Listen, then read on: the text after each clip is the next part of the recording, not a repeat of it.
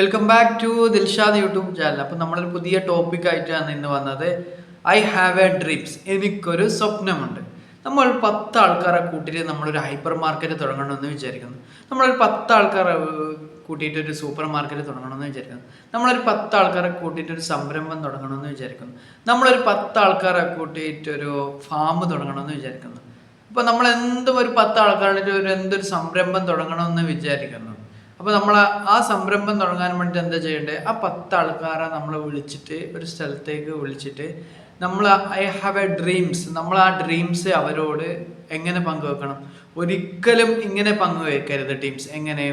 ഞാനാണ് ഈ ഷോപ്പിൻ്റെ മുതലാളി, എനിക്ക് വലിയ കാശുകാരനാകണം, എനിക്ക് വലിയൊരു വീട് വെക്കണം, ഇങ്ങനെയുള്ള ഡ്രീംസ് ഒന്നും അവരോട് പറയാം. നമ്മൾ എങ്ങനെയുള്ള ഡ്രീംസാണ് അവരോട് പറയേണ്ടതെന്ന് വെച്ചാൽ ടീംസ്, ആ 10 ആൾക്കാർക്കും ഉപകാരപ്പെടുന്ന ഡ്രീംസ് അവരോട് പങ്കുവെക്കുകയാണെങ്കിൽ നമ്മളുടെ ഡ്രീംസ് എന്തായാലും വിജയിക്കും. അപ്പോൾ ഇങ്ങനെയുള്ള ഡ്രീംസാണ് നമ്മളെ ഒരു സംരംഭം തുടങ്ങുമ്പോൾ അവരോട് പറയേണ്ടത്.